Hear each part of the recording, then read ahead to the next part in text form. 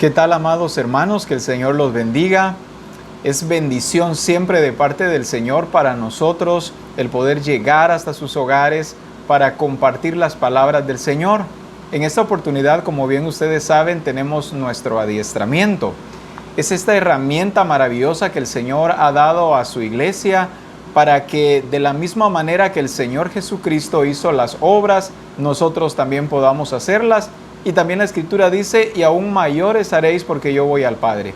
Así que este es el tiempo de la iglesia, de la expresión de Cristo, pero a través de nosotros la iglesia. La semana anterior, nuestra hermana Melissa nos estuvo compartiendo el adiestramiento. Así que comenzamos con el capítulo número 5.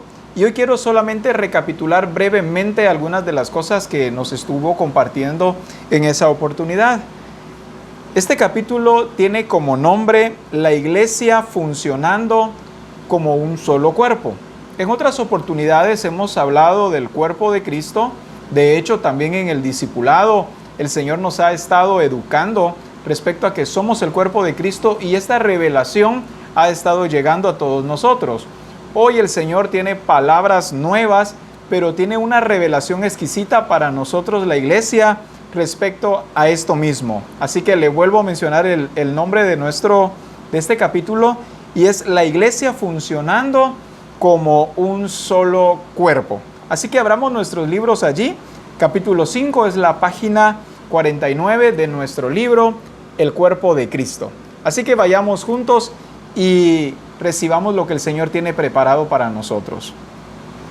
La iglesia es representante en el Nuevo Testamento como un organismo único. El término cuerpo aparece aproximadamente 40 veces para describir directa o indirectamente el funcionamiento del cuerpo de Cristo. Me llama mucho la atención el número de veces que dice que aparece el término cuerpo, o aparece muchas otras veces más, pero como sinónimos. ¿Por qué al Padre le interesa que nosotros como iglesia captemos que somos el cuerpo de Cristo? Sin duda alguna hay muchas funciones que nos corresponden a nosotros, y al captar nosotros la idea correcta de lo que el Señor desea para su iglesia, entonces la iglesia puede alcanzar ese objetivo. Así que, como dije anteriormente, voy a mencionar brevemente algunas de las cosas que nuestra hermana Melissa nos estuvo compartiendo en el adiestramiento anterior.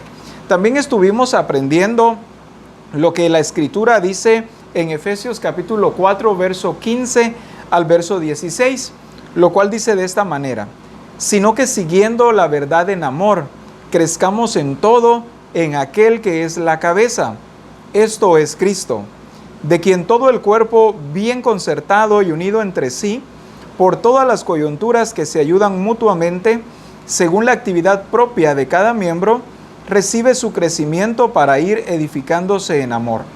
Según este pasaje de Efesios 4, 15 al 16, hay 9 características de la iglesia como cuerpo de Cristo. La primera característica que estuvimos viendo es vida. Cada miembro del cuerpo de Cristo tiene la vida de Dios, pues ha nacido de nuevo. Cristo es su vida. Segunda característica, gobierno. También vimos la tercera característica, que es unidad. También el Señor nos estuvo hablando de diversidad, de orden, sujeción, relaciones firmes y definidas, acción y crecimiento. Ahora el Señor también nos estuvo hablando también lo que dice la Escritura en 1 Corintios capítulo 1 y verso 7, lo cual voy a leer el párrafo completo para que lo entendamos de una mejor forma. En el cuerpo de Cristo, ¿cuál es la prioridad? En la vida del cuerpo, los dones espirituales no son la prioridad, sino la comunión que tienen los unos con los otros. Vemos en la Escritura que la iglesia que manifestó los mayores dones espirituales fue también la más inmadura y carnal. Pablo les escribió a los corintios diciéndoles que ellos no tenían necesidad de ningún don, según 1 Corintios capítulo 1 y verso 7. Sin embargo, eran carnales y niños en Cristo, porque así actuaban. Y esto lo dice en 1 Corintios capítulo 3 y versículo 1. Es necesario entender que la madurez espiritual y la posesión y manifestaciones de dones espirituales no son sinónimos. Pablo evaluó la madurez del cuerpo por el grado de amor, fe, esperanza que se manifestaba. Mas cuando venga lo perfecto, entonces lo que es en parte se acabará. Cuando yo era niño, hablaba como niño, pensaba como niño, juzgaba como niño, mas cuando ya fui hombre dejé lo que era de niño. Ahora vemos por espejo, oscuramente, mas entonces veremos cara a cara. Ahora conozco en parte, pero entonces conoceré como fui conocido, y ahora permanecen la fe, la esperanza y el amor. Estos tres, pero el mayor de ellos es el amor, según 1 Corintios capítulo 13, versos 10 al verso 13. Vemos cómo el apóstol Pablo habla de la iglesia de Corinto y encuentra que era una iglesia en la cual no faltaban dones espirituales. Sin embargo, encuentra a la iglesia como una iglesia inmadura. Por eso en el párrafo que leí con anterioridad, nos dice de que los dones espirituales dice, en la vida del cuerpo los dones espirituales no son la prioridad, sino la comunión que se tiene los unos con los otros. También dice, es necesario entender que la madurez espiritual y la posición y manifestación de dones espirituales no son sinónimos. Eso significa que el que yo tenga dones espirituales no me hace maduro. O en otras palabras, porque yo tengo dones espirituales, ¿ya seré maduro? El apóstol Pablo evaluó a la iglesia de Corinto y los midió de acuerdo al amor, a la fe, a la paciencia, a ese grado que tenía la iglesia, y los encontró faltos, los encontró aún niños. Eran niños con dones espirituales. Cuando encuentro esto en la Escritura, es una revelación para nosotros, la iglesia. El Señor, a través de estas palabras, nos hace entender entonces que el que yo tenga dones espirituales, eso no significa que yo sea una persona madura o que lo haya ya alcanzado.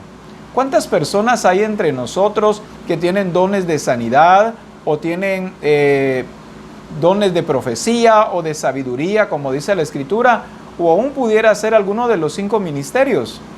Sin embargo, muchos no son maduros. Sí, hay un don. Sí hay de parte del Señor algo que recibieron, pero esto no significa que ya haya madurez espiritual. Cuando yo entiendo esto, empiezo a procurar no solamente los dones espirituales, sino también comienzo a procurar la madurez o el crecimiento y desarrollo en mi vida. Vuelvo a repetir esto.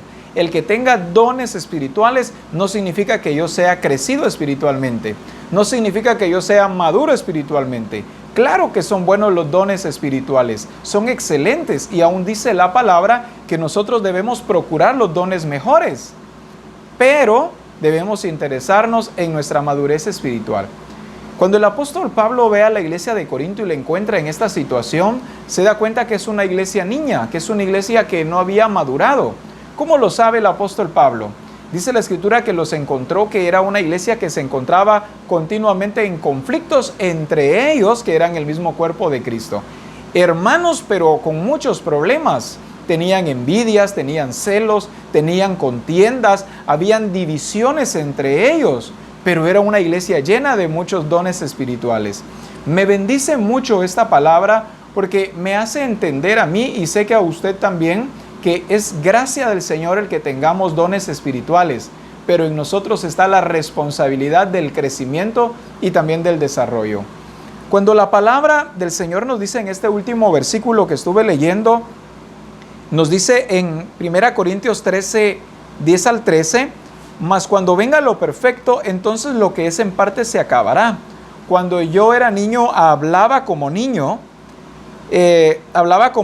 pensaba como niño, juzgaba como niño. Pero preste atención a esto. Mas cuando ya fui hombre, dejé lo que era de niño. Mas ahora vemos en espejo oscuramente, mas entonces veremos cara a cara. Y luego hay otras palabras más. Pero me llama la atención que dice la Escritura, dejé lo que era de niño.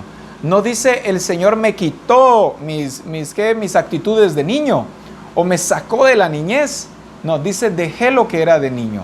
Encuentro entonces que el apóstol Pablo nos está hablando de la responsabilidad de él, de su propio crecimiento y de su propio desarrollo, de salir de la niñez, de entender que ya era necesario ser maduro, habiendo en él, claro, también muchos dones, porque lo encontramos como un apóstol expresando al Señor Jesucristo, pero vemos también a un apóstol Pablo haciéndose responsable de su propio crecimiento y de su propio desarrollo. Es glorioso que el Señor nos haya dado dones espirituales. Tú que me estás escuchando en tu casa, sé que puedes meditar ahora y decir, bueno, gracias al Señor yo tengo este don o aquel otro. Más de algún don tenemos sin duda alguna. Ahora es necesario que también procuremos por nuestro crecimiento espiritual. Ahora es necesario que también veamos nosotros por la madurez que estamos expresando. Esta madurez, según el apóstol Pablo, se mide en el nivel de comunión que tengo con el cuerpo de Cristo. Se mide en el tipo de relación que estoy teniendo con mis hermanos. Cuando yo soy alguien que no tengo buena comunión o buena relación con mis hermanos, estoy revelando que aún no he alcanzado la madurez espiritual y aún soy como un niño. ¿Has notado que los niños juegan entre ellos, pero a cada rato discuten? Si este quiere el juguete, el otro también lo quiere y se pelean, luego otra vez están en comunión, pero de repente que al otro se le ocurrió jugar de otra cosa y este quería seguir jugando de lo que estaban jugando y hay otra vez otro pleito, o alguien sacó un dulce y el otro también quiere dulce pero no le quiere dar al otro. Estos son problemas de niños. El apóstol Pablo así encontró a la iglesia de Corinto, una iglesia que se estaba comportando como niños. Eran hermanos, pero no estaban en comunión, pero no tenían una relación correcta entre ellos, así que los mide y los encuentra aún como niños. Nosotros como iglesia estamos siendo medidos por el Señor. El Señor conoce nuestras actitudes, el Señor sabe nuestras obras, Él conoce nuestros pensamientos y los deseos de nuestro corazón. Él mide constantemente nuestro nivel de crecimiento. ¿Cuál es mi relación con mis hermanos? ¿Ya tengo con ellos en común todas las cosas? ¿O aún tengo muchas diferencias con mis hermanos? ¿Aún no me identifico como parte del cuerpo de Cristo? ¿Aún no entiendo que mis hermanos también son cuerpo de Cristo como yo soy? Aún no entiendo de que ellos me ofrecen muchos beneficios, me dan vida, así como yo también se las puedo ofrecer a ellos. También nos dice el adiestramiento del día de hoy. Es necesario resaltar que la prioridad de la función del cuerpo no depende del uso de los dones espirituales, sino absolutamente del amor y el interés de los unos por los otros. Este concepto aparece más de 50 veces en las epístolas y su uso es frecuente en relación con la función del cuerpo. Vamos a ver algunos ejemplos ahora, pero quiero resaltar esto antes de pasar a los ejemplos. Dice que es necesario resaltar que la prioridad de la función del cuerpo no depende del uso de los dones. A veces nosotros vemos como prioritario el hacer uso de los dones. Y claro, hay que hacer uso de los dones. Hay que practicar esto continuamente. Pero dice que la prioridad no es esta. La prioridad es el amor y el interés que nos mostremos los unos por los otros. Este concepto, dice acá, aparece muchas veces en la Escritura. Vamos a ver algunos versículos, no los voy a leer o no vamos a ir a la Escritura uno a uno porque son demasiados, pero lo voy a leer de una forma breve para que podamos entender entonces el propósito del Señor al hacernos parte del cuerpo de Cristo. En Romanos capítulo 12 y versículo 10, en versión Reina Valera, quisiera que fuéramos a la Escritura. Romanos capítulo 12 y versículo 10, dice la Escritura: amaos los unos a los otros con amor fraternal, en cuanto a honra, prefiriéndonos los unos con los otros. En la versión NTV, dice la Escritura: ámense unos a otros con un afecto genuino y deleítense al honrarse mutuamente. Cuando leemos esto nos damos cuenta cuál es el tipo de amor que debemos expresarnos como cuerpo de Cristo. Dice esta versión, la NTV, vuelvo a repetirla: ámense unos a otros con un afecto genuino. Está hablando de un afecto verdadero, un afecto que no tiene lugar para el fingimiento o para la falsedad, sino que es genuino, es original. En ningún momento es un amor que se disfraza. Más bien dice que este es un afecto genuino. Y añade una palabra más. Y dice, y deleítense al honrarse mutuamente. Debe haber deleite en el cuerpo de Cristo. Yo debo deleitarme en la relación con el cuerpo de Cristo, en la relación con mis hermanos. Debe haber gozo, debe haber deleite. Este es un mandato del Señor para nosotros.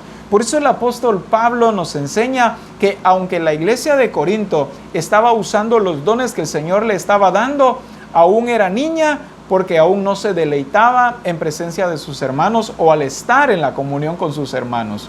Era una iglesia que le encantaba estar en pleitos, que le encantaba estar en divisiones.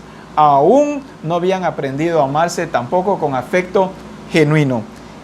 En la versión hispanoamericana, este mismo versículo nos dice, ámense de corazón unos a otros como hermanos y que cada uno aprecie a los otros más que a sí mismo. Esta versión nos habla de amarnos, pero amarnos de corazón. ¿Has escuchado la frase que dicen solamente del diente al labio? Estamos hablando de algo falso. Cuando decimos, es que solo fue del diente al labio, estamos hablando de algo superficial o algo que sencillamente se dijo, pero no es lo que realmente se siente o no es lo que verdaderamente quiero decir. El apóstol Pablo dice, ámense de corazón unos a otros como hermanos. Este amor que debemos profesarnos los unos a los otros debe ser un amor genuino, en el cual debe haber deleite y debemos expresárnoslo los unos con los otros. Y dice este mismo versículo o esta misma versión, dice, y cada uno aprecia a los otros más que a sí mismo. ¿Cuál es el nivel de aprecio que me tengo a mí mismo? Ahora, la Escritura dice que debo apreciar a mis hermanos más que a mí mismo. Es maravilloso cuando nosotros encontramos entonces el nivel de amor que debo expresar, el tipo de amor. No solamente un amor de decir te amo, sino el Señor quiere medirnos en el amor que estamos diciendo que sentimos por nuestros hermanos. Esto, sin duda alguna, incluye acciones. Pero ¿qué es lo que provoca las acciones? ¿Qué es lo que provoca el que utilicemos los dones del Señor? Debe ser el perfecto amor del Señor Jesucristo que hay en nosotros. Cuando no tenemos amor, hay acciones huecas, hay acciones vacías, hay expresiones de los dones del Espíritu, pero no hay un propósito correcto en medio de todo esto. Pero cuando es el amor el que nos impulsa, las manifestaciones del poder de Dios son perfectas. El utilizar los dones que el Señor nos ha dado verdaderamente edifican al cuerpo de Cristo porque realmente van con un amor genuino. Realmente hay franqueza en medio de la iglesia del Señor o en el cuerpo de Cristo. Vayamos un poco más.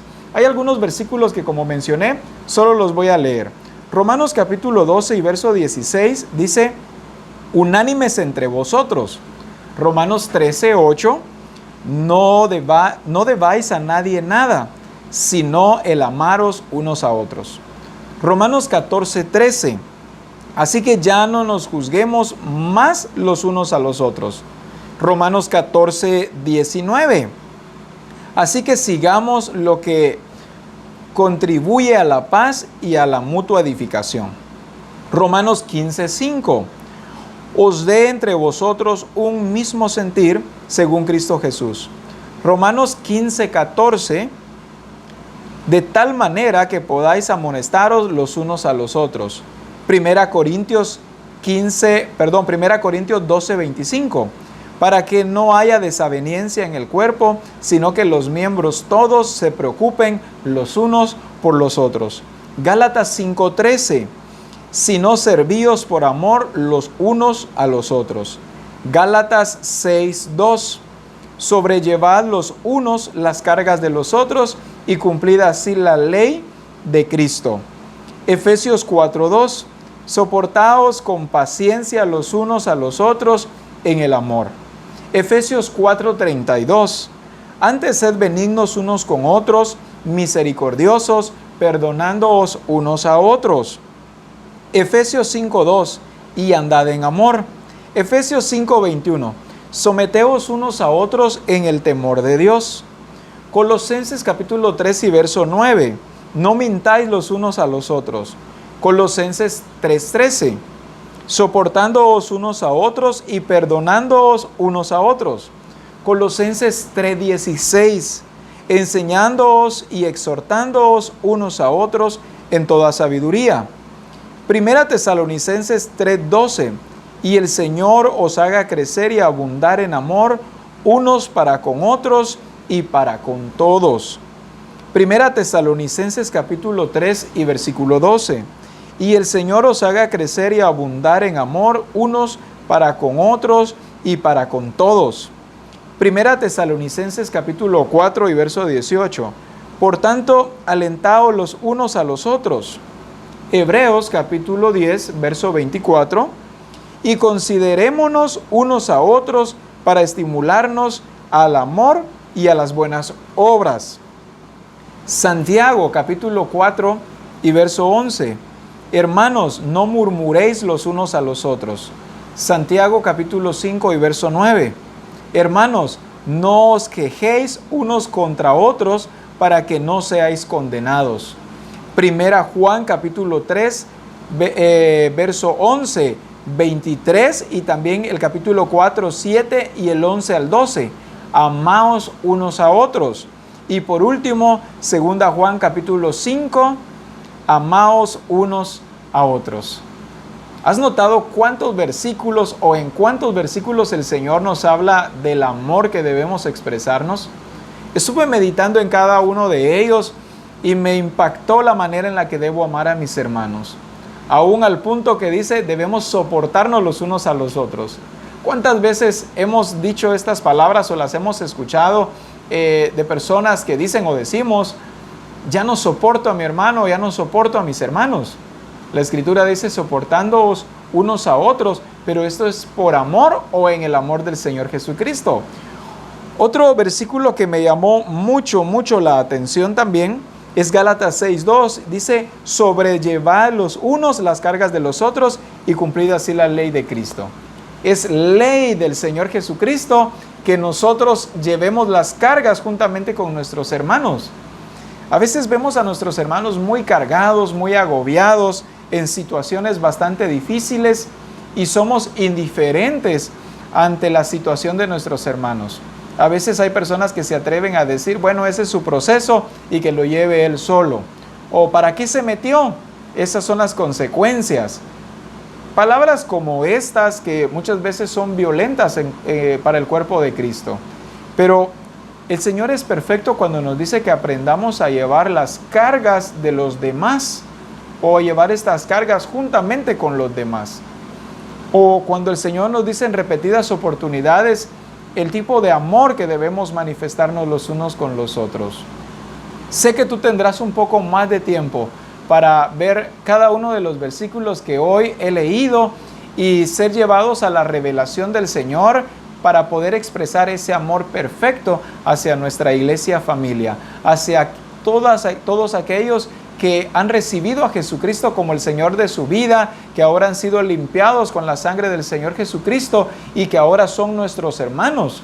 No como un dicho, sino que son nuestros hermanos de forma legítima, son nuestros hermanos porque proceden también de un mismo Padre, del mismo Padre del cual procedemos nosotros ahora. El propósito de la estructura de la iglesia como cuerpo de Cristo, el cuerpo es funcionamiento. Es absolutamente esencial para el desarrollo y madurez de la iglesia. La misma naturaleza del cuerpo de Cristo hace importante que cada miembro funcione y contribuya al proceso de edificación. Cada miembro del cuerpo de Cristo dice que debe contribuir al proceso de edificación. ¿Cómo puedo lograr que cada miembro del cuerpo contribuya con el proceso de edificación? Eso solamente se puede lograr a través del amor. Cuando yo no amo al cuerpo de Cristo, me es casi imposible poder contribuir con la edificación de este mismo cuerpo. ¿Cómo puedo edificar a un cuerpo el cual no amo? Por eso es necesario que primero se manifieste en nosotros el amor de Dios. Manifestado en nosotros el amor de Dios, que es el mismo amor del Señor Jesucristo, entonces los dones espirituales yo los voy a utilizar como la función que el mismo Padre me ha dado dentro del cuerpo de su Hijo Jesucristo. El propósito de la estructura es unir, organizar, apoyar, sostener, alimentar, nutrir y edificar, lo cual facilita que los objetivos sean alcanzados. Además, proporciona un ordenamiento funcional a la iglesia de manera que todos sean bien cuidados, disciplinados, capacitados y enviados a hacer la obra del Padre. El resultado inminente será el cumplimiento del plan del Señor realizado a través de la iglesia con proyección mundial. Sé que hace algún tiempo la iglesia tenía la idea de que el único que tenía que cumplir con estas cosas, puedo decir así, eran únicamente los pastores o los apóstoles, los evangelistas, los profetas o también los maestros.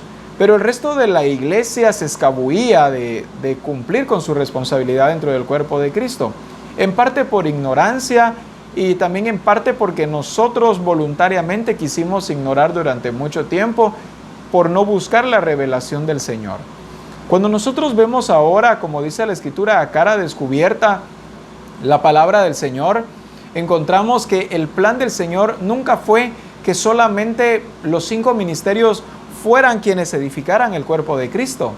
Encuentro que es toda la iglesia la que debe edificarse mutuamente, que es el cuerpo completo el que debe contribuir consigo mismo, no solamente algunas partes de nuestro cuerpo.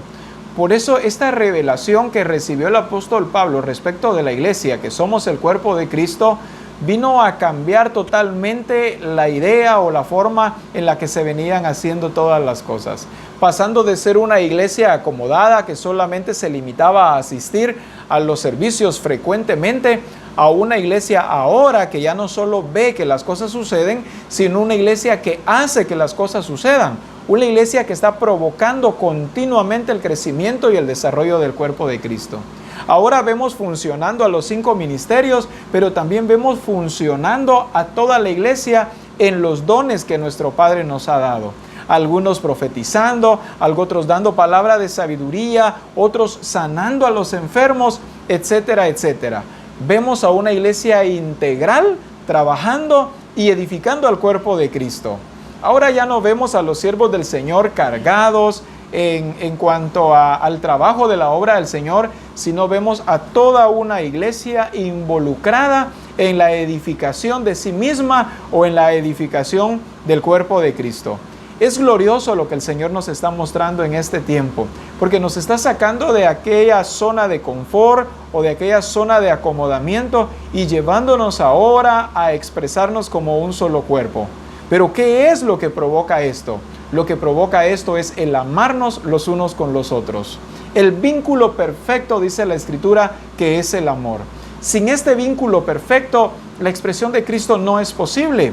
Aunque yo esté profetizando, aunque esté sanando a los enfermos, pero jamás se podrá alcanzar el propósito del Señor. Pero jamás podremos nosotros revelar a Cristo como debe ser. Si el amor no es lo que me mueve, estoy totalmente equivocado en todo lo que hago. Muchas personas son movidas a las manifestaciones del poder de Dios únicamente por vanagloria. Muchos por las razones equivocadas, como por ejemplo ser vistos, ser alabados o alcanzar algunos propósitos personales. Pero cuando es el amor el motor que me está moviendo, cuando es el amor del Señor Jesucristo, todos esos propósitos equivocados se acaban y entiendo que es mi función, entiendo que es mi responsabilidad en el cuerpo de Cristo, la edificación también de mis hermanos, no solamente mi edificación. A partir de ahí ya no busco solo mi edificación. A partir de que entiendo y experimento el amor de Cristo, ahora también buscaré la edificación del resto de los miembros de este mismo cuerpo. Continuamos leyendo. Relación inherente de los principios bíblicos con los ministerios. Primero dice soberanía de Dios. Dios es quien llama y da diversos dones y ministerios a los hombres según su voluntad y en la medida en que Él lo determina. Es soberanía. Esto no lo escogí yo, eso no lo elegiste tú. Es soberanía de Dios nuestro Padre, el que yo pueda tener el don que tengo y tú puedas tener el don o los dones que tú tienes. Así que debemos abrazar lo que el Señor nos ha dado con amor. Debemos estar gozosos porque a Él le plació, porque es su soberanía o es por su soberanía que ahora nosotros tenemos esos dones. Pluralidad y diversidad ministerial. Apóstoles, profetas, pastores y maestros. Todos en plural. Tampoco hay diferencia en un solo ministerio, sino a varios. 5 ministerios, o sea, diversidad ministerial. Notemos que no habla la Escritura de un solo ministerio, sino de una diversidad ministerial. Notemos la revelación del Señor en esto, llevándonos a entender el Señor que no solamente es una persona, somos todos los que debemos edificar el cuerpo de Cristo. Unidad. Todos los ministerios tienen la función de trabajar para la edificación del cuerpo de Cristo, que es la iglesia, como también trabajan unidos en armonía. Vuelvo a repetir esta parte. Todos los ministerios tienen la función de trabajar para la edificación del cuerpo de Cristo. Todos tenemos esta función. Notemos el cuerpo humano. Tenemos brazos, tenemos piernas, hay un torso, hay una cabeza. Hay muchos miembros en nuestro cuerpo, pero todos los miembros del cuerpo, todos tienen la función de trabajar para la edificación del mismo cuerpo.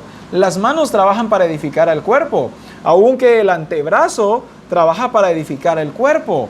Si hablamos de los hombros, trabajan para edificar el cuerpo. Si hablamos de los pies, no solamente son los pies, también son las canillas. Es la pierna completa la que trabaja para la edificación del cuerpo. Vemos también otras partes de nuestro cuerpo como el cuello. Ella trabaja para la edificación del cuerpo.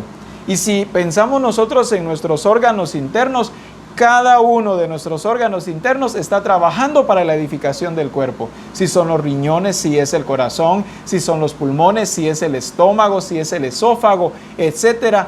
Cada uno de ellos están unidos en una misma cosa. Ellos saben que cada uno o que todos ellos tienen no solo la responsabilidad, sino que tienen la función de edificar el cuerpo de Cristo. No pienses que esta función de edificar solamente le compete a algunas personas. Es a todos a quienes nos compete la edificación del cuerpo de Cristo. Así que no te limites solamente a recibir lo que los demás te pueden dar. No solamente te quedes siendo edificado por los demás. Es tu función edificar al resto del cuerpo de Cristo. Tú como padre, como madre, como hijo, como hermano, etcétera, etcétera, como profesional, pero sobre todo como lo que somos nosotros en Cristo Jesús. Si eres un pastor, si eres un profeta, eres un maestro, tienes don de profecía, tienes palabra de sabiduría, que tienes don de sanidades, de interpretación. No sé cuál es el don o los dones que tú tienes, pero te fueron dados porque tú tienes la función de edificar al cuerpo de Cristo. En Jerusalén había 12 apóstoles y varios profetas. En Antioquía había profetas, maestros y luego también hubo apóstoles.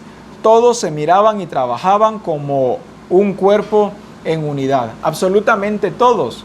No decían, bueno, los apóstoles son los responsables únicamente. No, dice que todos se miraban y trabajaban como un solo cuerpo en unidad. Todos se miraban. En otras palabras, todos sabían que tenían en común las mismas cosas y se edificaban mutuamente. Autoridad. Los apóstoles y los demás ministerios están sujetos en primer lugar a Cristo, quien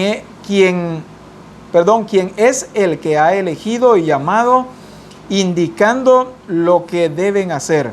En segundo lugar, están sujetos los unos a los otros. Cuando nosotros hablamos de autoridad, todos estamos sujetos a autoridad. No creamos que solamente algunos se sujetan, pero otros no.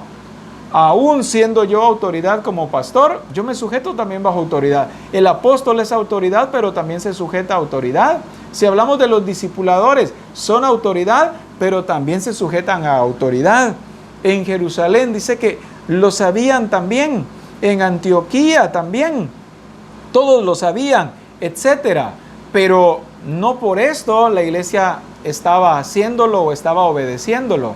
Vuelvo a repetir, lo que me lleva a cumplir cada una de las cosas que hoy he mencionado es el amor de Dios. Es el que yo esté expresando el amor genuino de Dios. No como un fingimiento, sino como dice la Escritura, que haya en vosotros este mismo sentir que hubo en Cristo Jesús. Desarrollo gradual. Los dones ministeriales tienen que desarrollarse y crecer trabajando en armonía y unidad.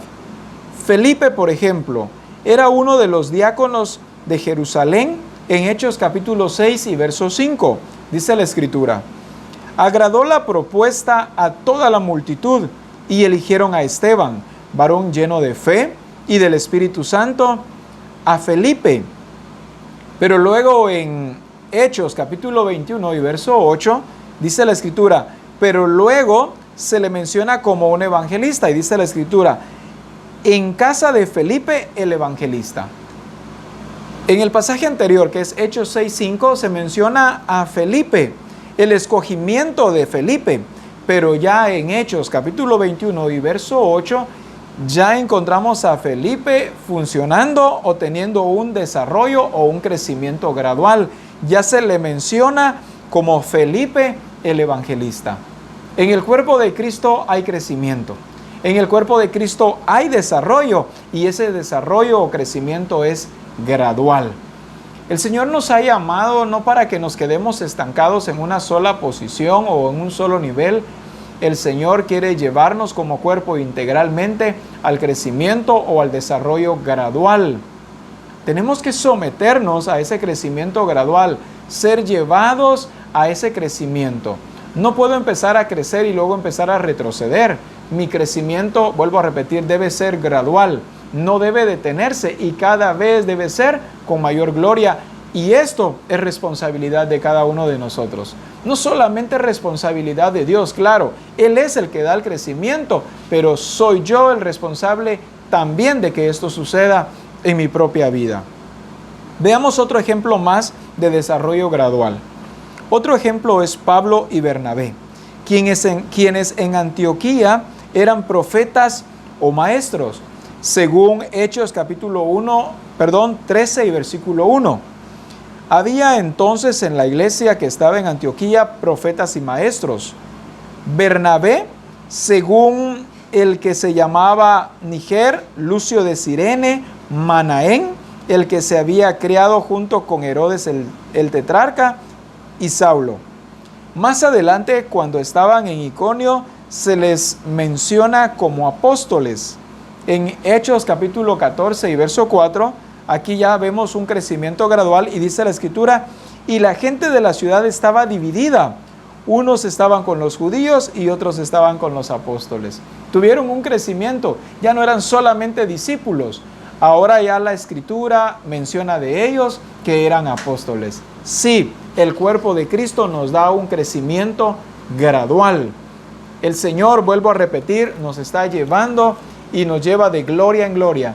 Debe haber crecimiento en el cuerpo de Cristo.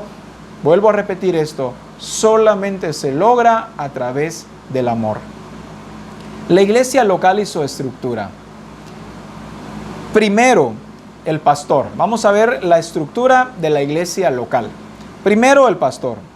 El pastor es la persona preparada y capacitada para dirigir una iglesia, ya que ha recibido la autoridad espiritual y ministerial del cuerpo ministerial de Misión Cristiana del Calvario para pastorear una iglesia local.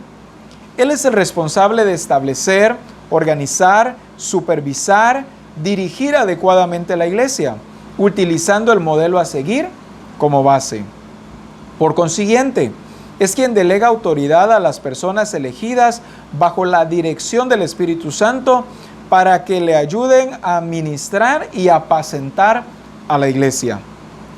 Su responsabilidad es enseñar correctamente según el diseño bíblico para formar y conducir a la iglesia hacia el objetivo trazados hacia la perfección con el propósito de que cada discípulo se convierta en maestro plenamente capacitado y preparado para formar y edificar a otros, utilizando dones y ministerios que el Señor le haya dado.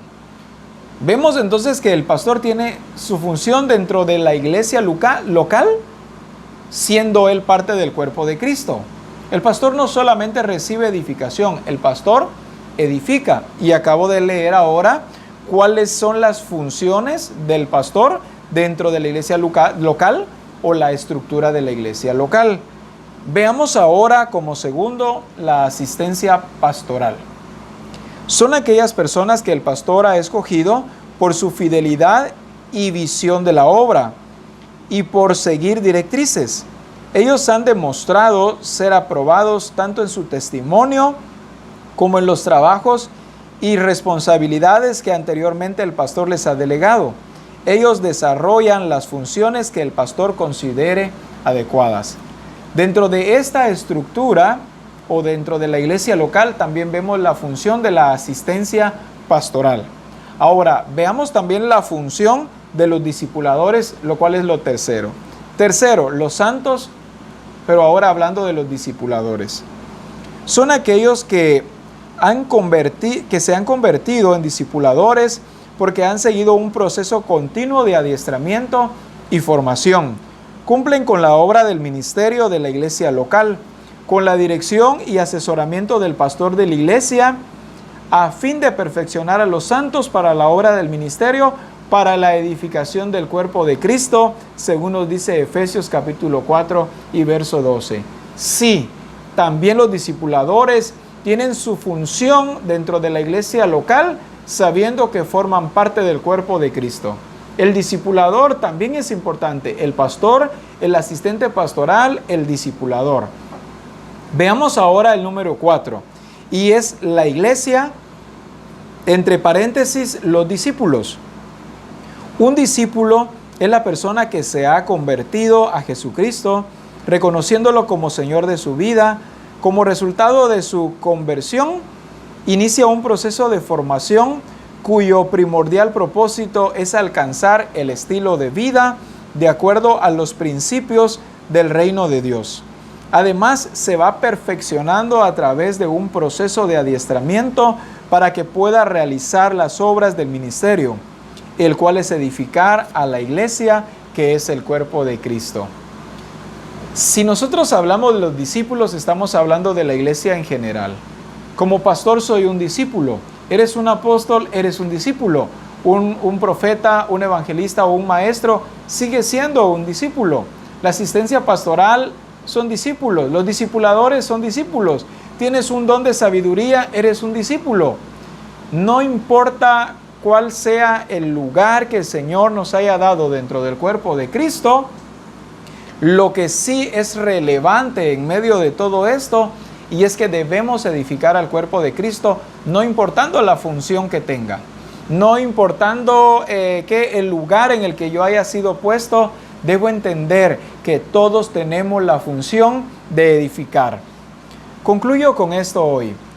La edificación al cuerpo de Cristo solamente podrá darse a través de una iglesia que experimenta el amor de Dios. A través de una iglesia que no solamente experimenta, sino una iglesia que da el amor de Dios. Dice la Escritura que el Señor Jesucristo murió por todos nosotros. Jesús es nuestro hermano mayor y murió por amor al resto de todos sus demás hermanos. Esos hermanos somos nosotros. Jesús estuvo dispuesto a entregar su vida, no hablando solamente de la muerte, sino todos los años que Jesús estuvo en esta tierra, los dedicó para edificarnos a nosotros. Todos esos años sirvieron para la edificación del cuerpo de Cristo. Llegó el momento de su muerte y aún allí siguió edificándonos y aún más porque entregó su vida por nosotros, trayendo para nosotros salvación. Dice la Escritura, siendo autor de eterna salvación, trayendo para nosotros perdón de pecados. Nos limpió, nos redimió, nos justificó, dice la palabra. ¿Qué fue lo que motivó? ¿Qué fue lo que le dio a Jesús la fuerza para entregar su vida en la cruz del Calvario por nosotros? La única motivación en Jesús fue el inmenso amor que tiene hacia todos nosotros que somos sus hermanos. El Señor nos llama hoy a través de la Escritura a que nosotros también revelemos ese amor, el amor de Cristo hacia nuestros hermanos. Haya pues en vosotros este mismo sentir que hubo en Cristo Jesús. Que ese amor de Cristo en nosotros sea el que nos lleve a ayudar a nuestros hermanos, a llevar esa carga juntamente con ellos también. Sea lo que nos lleve a nosotros a manifestar el poder de Dios. Sea lo que nos lleve a entregar nuestra propia vida. Y por qué no decir esto también, a entregar nuestras propiedades o posesiones económicas, todo por amor de nuestros hermanos. ¿Cuál es nuestra motivación? A la luz de la palabra, debemos amarnos los unos a los otros. Practiquemos el amor de Dios, que sea el mismo sentir que hubo en Cristo Jesús, y el que ahora la iglesia exprese, no solamente hacia su iglesia familia, no solamente hacia sus hermanos, sino hacia el mundo entero, entregando aún nuestra propia vida por amor a todos ellos. Que el Señor te bendiga y que estas palabras continúen haciendo eco, que estas palabras continúen transformándonos a través de guardarlas y obedecerlas. El Señor te bendiga.